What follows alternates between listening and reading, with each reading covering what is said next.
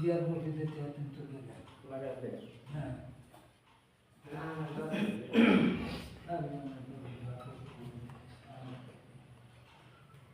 Line the one আছে হ্যাঁ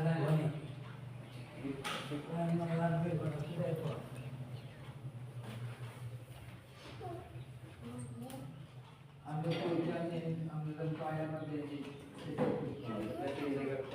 কোরিয়ার মধ্যে বেতন যায় তারা আমাদের বেতন যায় আমাদের বুঝি মানে চলতেছে বুঝি দরকার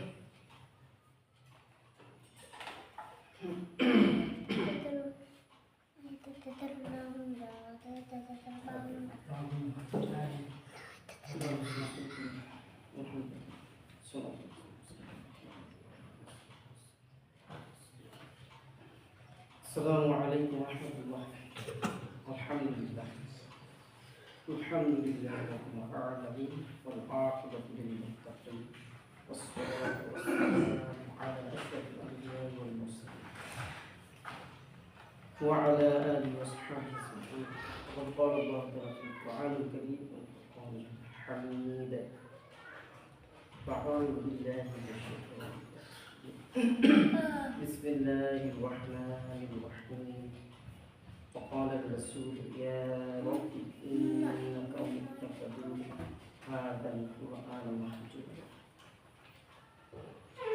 وقال النبي صلى الله عليه وسلم في خير من تعلم القرآن وعلمه. الله تعالى شكر عليك رجال ما আপনাকে আমাকে পবিত্রতম দিনে পবিত্রতম মাসে মহরম মাসে আজ 10 তারিখ 10 মহরম কে আশুরা বলা হয়। আশুরার দিনে আল্লাহ তাআলার কাছে নবীর ভাষায় হাব্বাল বিলাদি রাব্বাল মাসাজিদ, দুনিয়ার সবচেয়ে প্রিয় পছন্দের আল্লাহর কাছে ভালোবাসা স্থান সেটা হলো মসজিদ। সুবহানাল্লাহ। সেই স্থানে আপনাকে আমাকে আসার তৌফিক আল্লাহই দান করেছে। আমার কোনো সামর্থ্য নাই, আমার কোনো শক্তি নাই, আমার কোনো নিজের ইখতিয়ার নাই। আল্লাহ তাআলার তৌফিকের জন্যই মসজিদে আসতে পেরেছি। বলি না আলহামদুলিল্লাহ। মোল্লা আলী কারি রাহিমাহুল্লাহ রহমতুল্লাহ আলাইহি আমাদের বিষয়ক অনেক বিষয় পণ্ডিত উনি বলেন হাদিস শরীফ দ্বারা প্রমাণিত। আল্লাহ রাসূল সাল্লাল্লাহু আলাইহি ওয়াসাল্লাম বলতেছেন সেই মুসলিম শরীফ হাদিস والجماعة إلى الجمعة مكفرة لما بينهم. জুমার নামাজ যারা পড়ি আমরা সাধারণত আমরা শনিবার থেকে যারা হলে পরবর্তীতে আমরা আজকে শুক্রবার 7 দিন এক সপ্তাহ বলেন কয়দিন এক সপ্তাহ এই বলেন পর জুমা মানে শুক্রবার। আমরা সেটা বলি শুক্রবার এক গ্রহের নাম কিন্তু আরবি শব্দ জুমা সাপ্তাহিক নাম। একদিন যে পবিত্র দিন এই দিন সম্পর্কে নিয়ে বলেন জুমার নামাজ সহ 5 ওয়াক্তের নামাজ আসসালাতুল খামস 5 ওয়াক্ত বলুন না 5 ওয়াক্ত 5 ওয়াক্ত সালাত সহ কোনো সালাত বাদ নেই, কোনো ওয়াক্ত বাদ নেই। এক জুমা থেকে অপর জুমা পর্যন্ত নেই বলেন যদি নামাজ আপনি আমি আদায় করি, নামাজ পড়ি, নামাজ পড়ার দ্বারা আল্লাহ আমাকে মাফ করেন, গুনাহ মাফ করেন। আমরা বলি সাধারণত আল্লাহর কাছে বললে আল্লাহ খুশি হয়। কে খুশি হয়? আমি আমার বলিস না তোমার মা বাবা, জন্মগত মা বাবা, তাদের কাছে যতই চাই, বেশি সওয়াল করলে, বেশি চাইলে, বেশি কথা বললে চাহিদা সবগুলাই পূরণ করা যাবে না। আমলিল ইনসানি মা তামান্না ফালিল্লাহিল আখিরাতু ওয়াল উলা। মানুষ যাহা চায় সব কিছু সব সম্ভব হবে। আল্লাহ যদি চায় সবই সম্ভব। কি অবস্থা? আল্লাহ তাআলার কাছে চাইলে পড়ে আল্লাহ খুশি হয়। আয়েশা সিদ্দিকা রাদিয়াল্লাহু তাআলা বলতেছেন আল্লাহ রাসূল সাল্লাল্লাহু আলাইহি ওয়াসাল্লাম আমি যদি সম্মানিত রাত্র, মর্যাদাপূর্ণ রাত্র সবে কদর পাই, লক্ষ্য করি কথা, সবে কদর পাই, সম্মানিত রাত্রটা পাই, আল্লাহর কাছে আমি কি দোয়াটা করব? দেখেন কি সুন্দর শিক্ষা দিচ্ছেন নবী। তিনি বলতেছেন হে আয়েশা তুমি বলবা আল্লাহুম্মা ইন্নাকা আফুন, নিশ্চয় আল্লাহ, হে আল্লাহ আপনি নিশ্চয়ই ক্ষমারে ভালোবাসেন। বলেন আল্লাহ কি করতে ভালোবাসেন? ইন্নাকা আফুন কারীম, আপনি সম্মানিত, ক্ষমা করতে আপনি ভালোবাসেন। তুহিব্বুল আফওয়া, আমাকে ক্ষমা করেন। আল্লাহুম্মা ইন্নাকা আফুন তুহিব্বুল আফওয়া, আপনি ক্ষমাকে ভালোবাসেন, তাই সুতরাং ফাআফু আননি, আমারে ক্ষমা করে দেন। সুবহানাল্লাহ। এই হাদিসের ব্যাখ্যা সামনে দাঁড়ায়, আল্লাহর কাছে যদি আমি বলি, হে আল্লাহ, আপনি তওবা কবুলকারী, আপনি মাফ করনেওয়ালা, আপনি ছাড়া আর কেউ নাই আমার মাফ করে দেবেন, সুতরাং আপনি আমাকে ক্ষমা করেন। তাই মনে করছি আকুতি মিনতির মাধ্যমে যদি আল্লাহর কাছে চাওয়া হয়, আল্লাহ তাআলা গুনাহসমূহ মাফ করিয়া তওবা কবুল করেন। সুবহানাল্লাহ। এজন্য আল্লাহর কাছে চাওয়ার মতো চাইতে হবে, বলেন কি মতো? প্রিয় উপস্থিতি, মুহতারাম হাজিরিন, আমি আপনাদের সামনে আলোচনা করব বিষয়টা কয়েকটা কথা শেয়ার করি। আমাদের এখানে একজন মেহমান আসছেন, মেহমানদের কদর করা, সম্মান করা, এটা আমাদের ইসলামিক সুন্নাহ আদর্শ, নবীর আদর্শ। প্রিয় উপস্থিতি, আল্লাহ রাসূল সাল্লাল্লাহু আলাইহি ওয়াসাল্লাম হাদিস দ্বারা প্রমাণিত, তিরমিজি শরীফ হাদিস, 5টা বিষয় রয়েছে, এই বিষয়গুলো অভিযোগ করা যাবে না। আমার মা বাবা, আমার আপনার মা বাবা যতই অভিযোগ করুক, যতই অত্যাচার করুক না কেন, অপরজনের কাছে শেয়ার করা যাবে। বলেন কার কাছে? পিতা মাতার ব্যাপারে অভিযোগ করা যাবে যদি বাস্তবিকই তাদের অন্যায় হয়। ওরা তো মানুষ, অন্যায় থাকতে পারে না, তবে সেটা শরীয়তের যে বিধিবিধান রয়েছে সেভাবে আলোচনা করা, আমভাবে মানুষের সামনে বলা বলি না করা, যে আমার আব্বা এই করছে সেই করছে, আমার জন্য করে নাই কিছু, এমন ভাবে করা যাবে না। নবী হাদিস শরীফে বলেন, তারপরে যেটা সেটা হলো ছোটদের সামনে বড়দের ব্যাপারে। ছোট মানুষদেরকে শিক্ষা দেওয়া হয়েছে, এই জানো আমার কি করছে, এই অন্যায়টা করছে, ও মানুষ বলাটাই মন। ছোটদের সামনে বড়দের ব্যাপারে অভিযোগ করা যাবে না। নির্দেশটা হলো, ওসিয়ত হলো নবী। বলেন খা নবীর উপরে দামি কোনো নসিহত আছে আল্লাহর পরে? আল্লাহ রাসূল সাল্লাল্লাহু আলাইহি ওয়াসাল্লাম বলেন, মেহমানদের ব্যাপারে অভিযোগ করা যায়। বলেন কাদের ব্যাপারে? 5টা বিষয়ের মধ্যে এটা। আরেকটা হলো জামানা, যুগের ব্যাপারে, কি যুগ চলছে, কি সময় চলছে, ছেলে মেয়েদেরকে কন্ট্রোল করা সম্ভব নয়। আর যুগ পরে, আগে তো নিজ, বলেন আগে কি? নিজ ঠিক, জগৎ ঠিক, নিজে ঠিক না হইলে জগৎ রেখালি ভুল দিলে দললেই হবে না। আলী রাদিয়াল্লাহু তাআলা আনহুর শ্রেষ্ঠ বিচারক, উনি বলেন, একটা সমাজের মানুষ যদি জঘন্য হয়ে যায়, তাহলে ওই লোকটা কতটুকু জঘন্য এইগুলা না দেখে দেখে অন্য জনের, এই আমি কে অন্যায় করছি, আমি কে জুলুম করি, আমি কি এমন হয়ে গেছি, আমার চেয়ে কত বড় বড় লিডার, কত বড় বড় প্রধান রয়েছে, অন্যায়কারী, এদের কি অবস্থা? প্রিয় উপস্থিতি, এগুলো বলতে হয়, আমাদের মুখের সামনে আয়সা করে টুটে।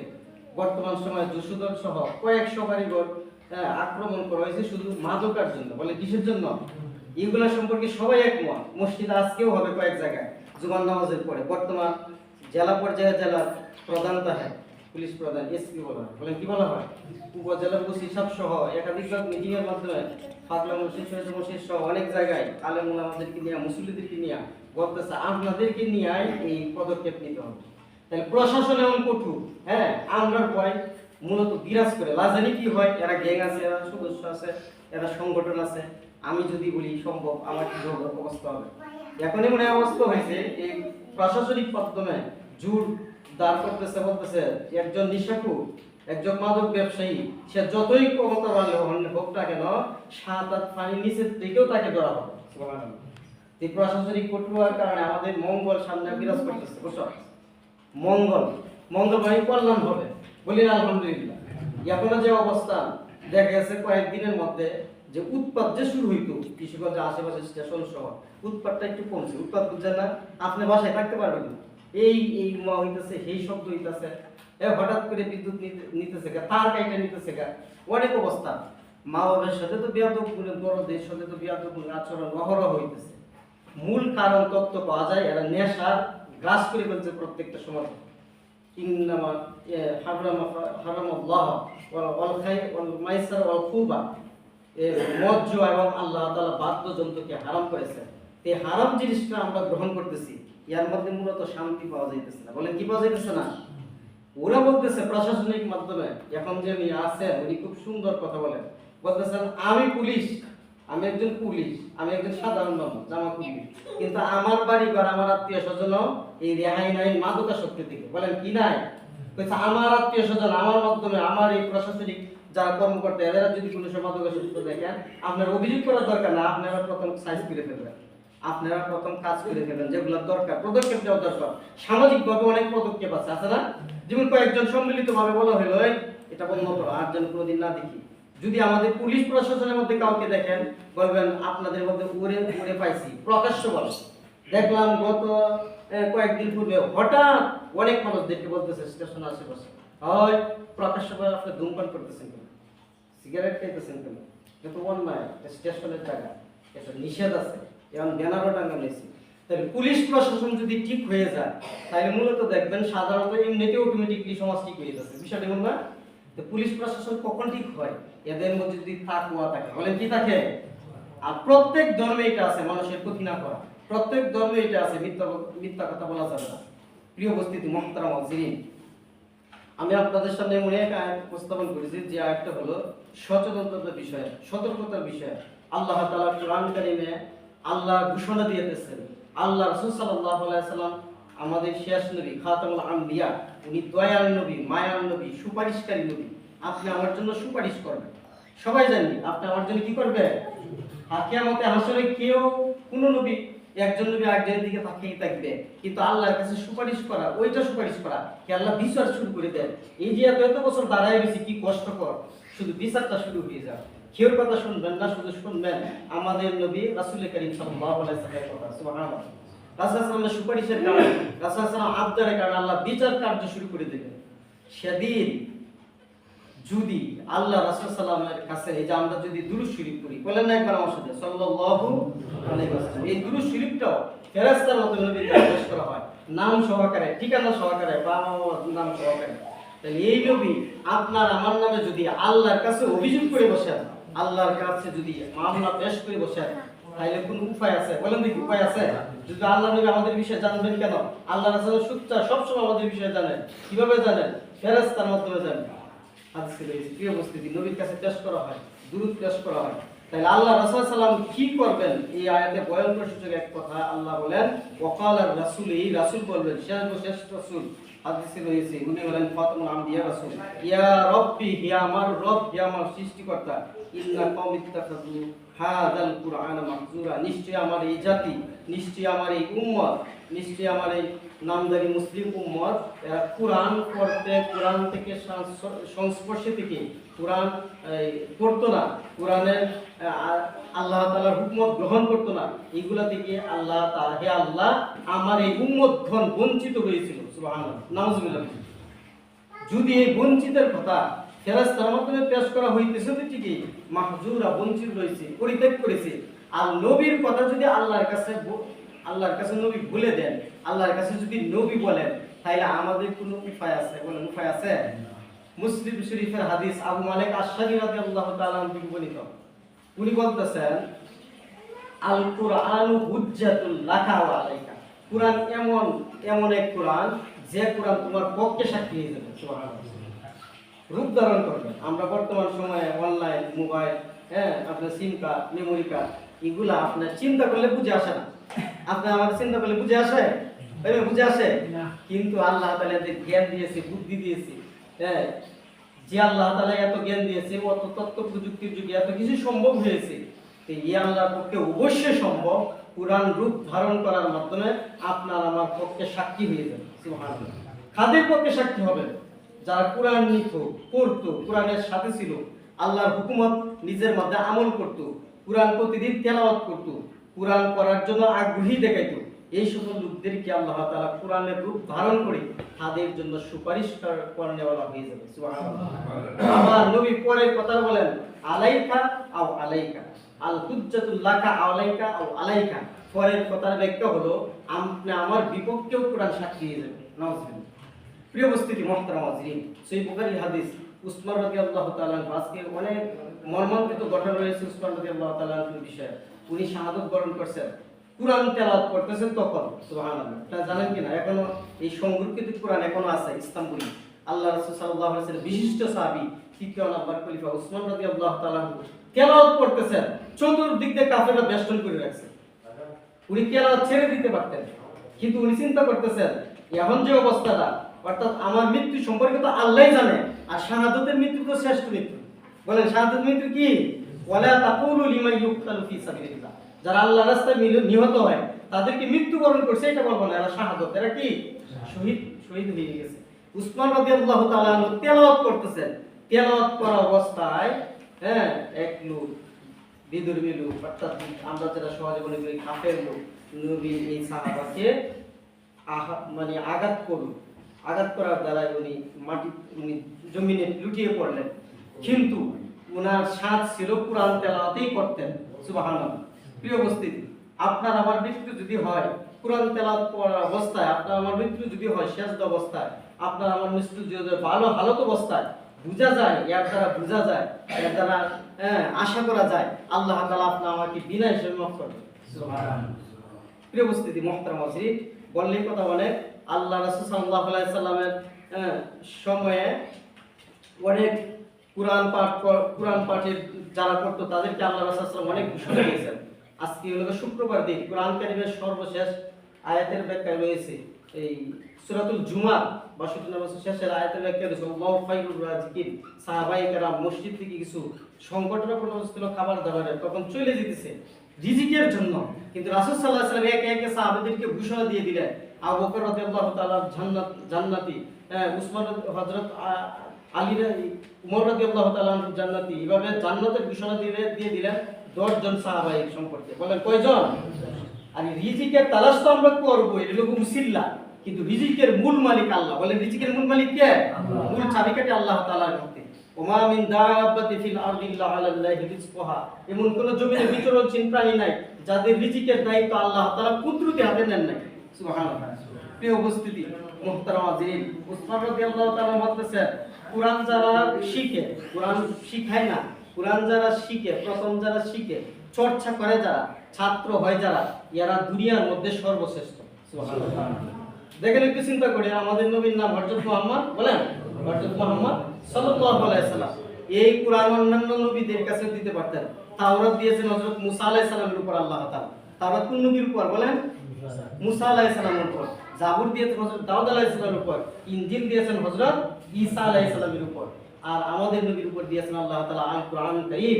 অন্যান্য নবীদের উপর এই কুরআন দিতে পারতেন, কিন্তু আমাদের নবীর উপর কুরআন দেওয়ার কারণে নবী হয়ে গেলেন সর্বশ্রেষ্ঠ। সুবহানাল্লাহ।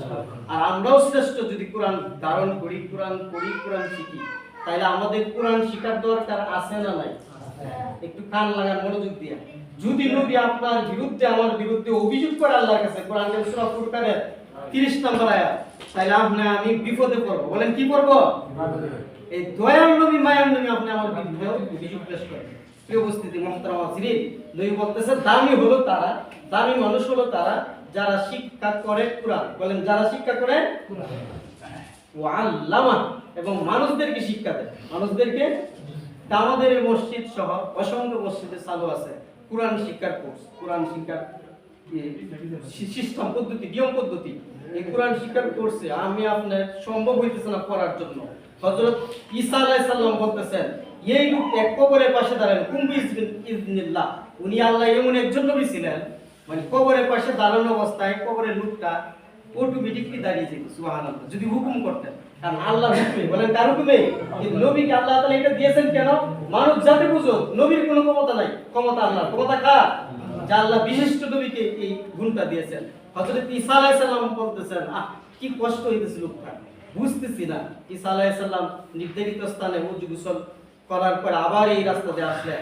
আয়েশা দেখতেছে, বুঝতেছে কবরে এখন কষ্ট না হইয়া এখন শান্তি বিরাজ করতেছে। সুবহানাল্লাহ। এর ব্যাখ্যা হলো বিসমিল্লাহির রহমানির রহিম, কোরআন কারীমের আয়াত, পরিপূর্ণ আয়াত সূরা নামলে।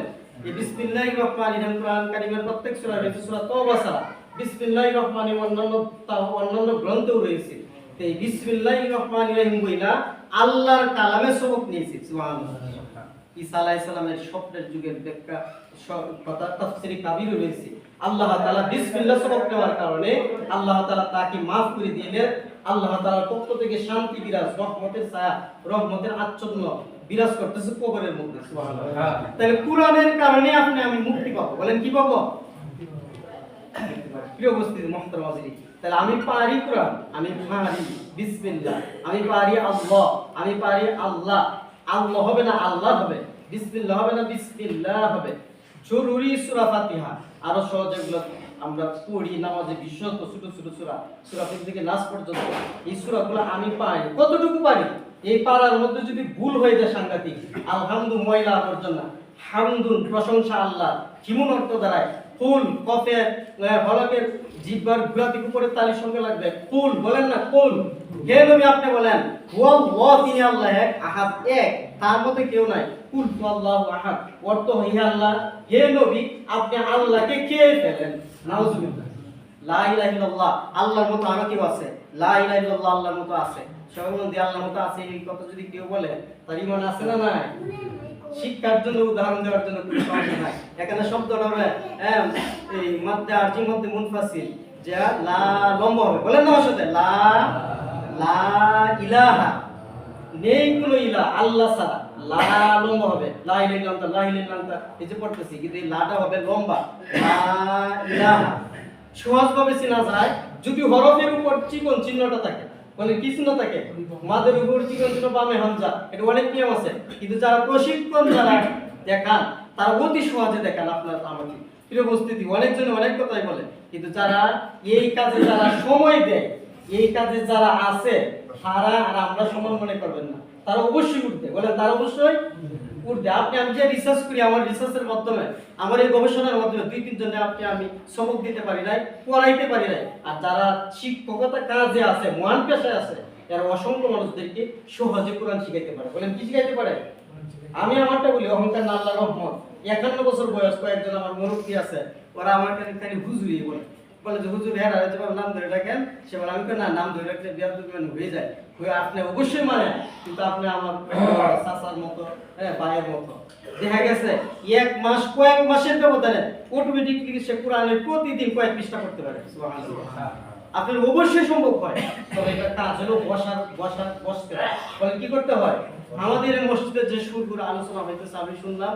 আমাদের এই মসজিদে মেহমানও আসছেন এই কোরআন যদি শুরু হয় পড়া যদি শুরু হয় আরেকজনের চিন্তা করার দরকার নাই আমি যতটুকু সামর্থ্য পেলাম যদি সুযোগ হয় আমি করবো বলেন কে আছেন ইনশাআল্লাহ বলেন না কে আছি না ইনশাআল্লাহ এই সময়টা আপনার আমার কত বাই যেতেছে বর্তমান সময়ে দেখা গেছে যে নামাজের জন্য উঠতে পারি না ফজরের সময় ঠিকই উঠতেছে না বলেন খেলা করতেছে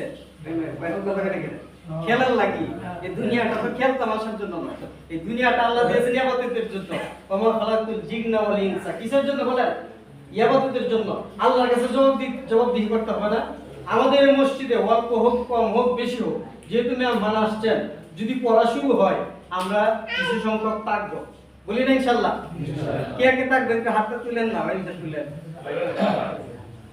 আচ্ছা আপনার আমার যদি মনে একটু নিয়ত থাকে নিয়তটা আল্লাহ কবুল করবে ইন্নামাল আমাল বিন্নিয়াত ওয়া ইন্নামাল ইমরিন মা নাওয়া ফামান কানাত হিজরাতু ইলা দুনিয়া অনেক আছে এই নিয়তটা যদি আল্লাহ কবুল করেন আপনি আমার আব্বা আমার নাজাতের জন্য যথেষ্ট হয়ে যাবে সুবহানাল্লাহ বলেন কিসের কারণে কিসের কারণে নিয়তের কুরআন পড়ব যে নিয়ত হইছে পরিপূর্ণ নিয়ত আরে আমি আমার সামনে বলতেছি যেহেতু বলতেছে একটু বলে দিই এমন না নিয়তটা পরিপূর্ণ বলেন নিয়ত কি পরিপূর্ণ আইবে 15 এই আধা ঘন্টা বা যতক্ষণ সময় যায় কত বয়স সময় যায় মসজিদে সময় দিব বলেন কিসে দিব এই যাওয়ার ভাই কষ্ট করা হয় একটু সময় দিবে বলি ইনশাআল্লাহ আরে আমাদের মসজিদে দুই তিনজন মুসলিম একজন মুসলিম কয়জন আর এই দেহলকা পরের বিষয় আপনি নিজের আগে আমি থাকবো বলেন না আপনারটা আমি থাকবো এইভাবে থাকতে দেখা গেছে যে আপনি সময় দিবেন যদি ভাই পড়ায় সময় দেয় হ্যাঁ আর কিছু আলোচনা আছে এটা হলো পার্সোনাল বিষয় কিন্তু আপনি পড়বেন কিনা আগে নেওয়াটা করেন পড়ার জন্য অত অর্থ ব্যয় কত সময় অত কষ্ট করে মনে হয় না যদি আপনারা কোর্স দেখেন দেখা হইছে না কোন সিস্টেমে পড়ান কিন্তু আইডিয়া আছে আল্লাহ তাআলা কোরআন কারীমের সূরাতুল কামারে একাধিকবার বলছেন ওয়ালাকাদ ইয়াসসারনাল কুরআনা অবশ্যই লামে তাকে আমি কোরআনের সহজ করেছি বলেন না সুবহানাল্লাহ বলেন তো আমার সাথে বাবা বলেন না আমার সাথে বাবা বাবা হয়ে গেছে মামা মামা হয়ে গেছে যারা পারে এদেরকে বাংলাতে বলা এলে বাবা বানান করেন আম্মা বানান করেন যারা বাংলা পারে এদের জন্য সহজ হয় জবরের উচ্চারণ আকারের মতো জেরের উচ্চারণ রসিকারের মতো পেশির উচ্চারণ রসিকারের মতো অর্থাৎ চ্যানেল কিছু না আপনি বসেন কিছুই পারি না আমার মুখে আসে না আর আলিফ কথা তো বলতে পারবো হুজুরের সাথে বলতে পারবো এটা পারবো না হুজুর বলে দিবেন আলিফ বলতেছি সমস্যা কি সমস্যা তো কোথায় নেই এই জন্য ইনশাআল্লাহ নিয়ত করি নিয়তটাকে পরিপূর্ণ করি পাকাপোক্ত করি আমাদের মেহমান আছেন প্রয়োজনে আরো আসবেন কে আসেন এটা দেখার বিষয় না আমাদেরকে পড়ার যদি যোগ্যতা তার থাকে উনি যদি পড়াইতে পারেন আমরা সময় দিব বলি না ইনশাআল্লাহ আমার ভাই কয়েকটা কথা বলতে